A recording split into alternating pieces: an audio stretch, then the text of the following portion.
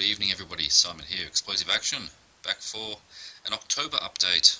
I know my last two were labelled September, even though they were in October, but they were catch-up videos, and now we are actually towards the end of October, so may as well do an October update. Just a small one, a few things that have been picked up and arrived.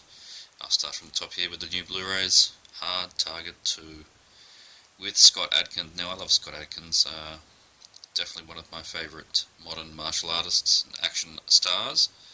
I haven't actually been able to chuck this one on yet. This one only arrived yesterday, haven't had the time. Of course, the first Hard Target with Jean-Claude Van Damme is a fantastic film.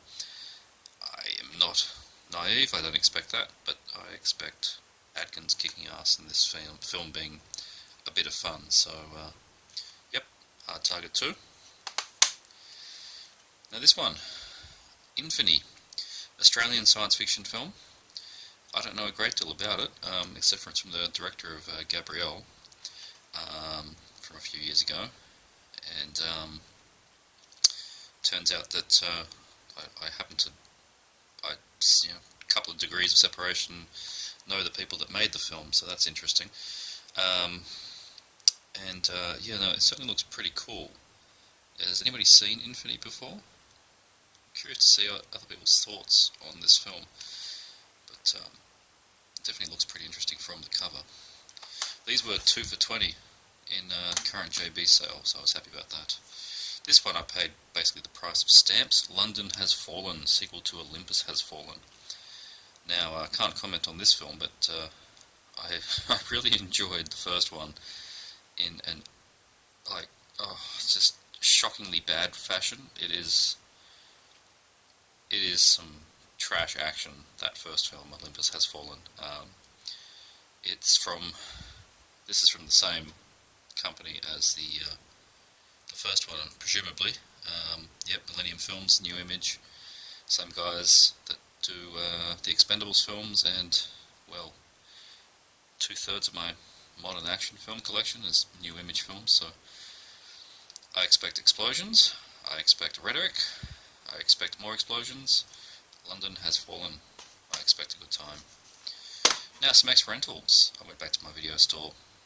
His price has dropped as he's clearing out, and I picked up 10 more. I'm going back tomorrow, do a final sweep, and I'm also going to be picking up a video store shelf, so I'm excited by that. But anyway, here are the 10 releases I picked up from him on my second sweep through. Charles Band's Blood Dolls. Not one that I'm that familiar with, Blood Dolls. Surprised to see that it is 16:9 on the back. Could be true, could be a lie. The Force label are not known for accuracy. Never seen this release around before. I'm definitely getting a Puppet Master Dynamic Dolls vibe from this. So, Blood Dolls should be hopefully reasonable. Stalker. This one I picked up because of the cover. Some nightmares don't end when you wake up. Martin Kemp's Stalker. I always find it funny when they write that kind of thing, like, okay, so it says Dario Argento Stalker, you know who that is. Who the hell's Martin Kemp? Why does he have to have his name on it? Could have been John Smith's Stalker, but anyway, it's a film called Stalker. It looks like a slasher. The cover is interesting. It's deliciously nasty, according to the Times, and I don't recognise any of the names in it. But anyway, these are all $2 each, so a big whatever on that. Who has seen Stalker? A classic, Voyage to the Bottom of the Sea, Orson Welles. Did I say Orson Welles? What did I say, Orson Welles? I don't know why I said Orson Welles. Anyway, I didn't have this for some reason, which was really, really weird. I don't know why. It's definitely a sci-fi classic that I've seen plenty of times, and in my youth, I haven't seen it in 20 years maybe now, but I saw it midday movie style as I was growing up. Along with Journey to the Centre of the Earth, Voyage to the Bottom of the Sea, good fun. Oh dear, Blood Suckers. This looks sucky, but anyway, it's got Michael Ironside, and you'll actually see here in the back, if it will zoom in, there he is, Michael Ironside the vampire. is the year 2210. Gotta love that. I think it's pretty much going to be a rip-off of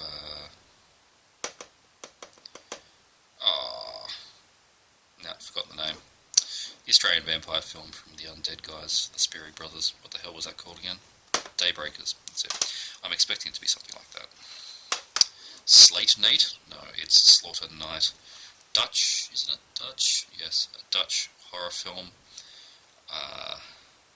My associate and colleague, Extra the Mutilator, told me that this is garbage. So I expected to possibly disagree with him. Who knows? We don't always see eye to eye on films. Maybe I like it. Has anyone else seen Slaughter Night? See how we go there. This one, absolutely no idea what I'm getting into, but it had some positive reviews. Elfie Hopkins. Cannibal, what was it? Cannibal, no, not right on the back here, but when I was looking it up, the full title had cannibal in it as well, so it was like Elfie Hopkins Cannibal Hunter or something like that. I don't know. It looks reasonably interesting. Who's seen Elfie Hopkins? I'm a big sucker for things with accent as well. I generally get a good time out of those films. Now this one, Medium Raw, Night of the Wolf. Now, I had this memory of seeing promotional stuff about this film a few years ago that piqued my interest at the time, and then obviously I never followed up. But on Anchor Bay, it's got John Rice Davies in it. It's a sign of quality right there. Yeah, Medium Raw, Night of the Wolf. Got a Red Riding Hood vibe going on there.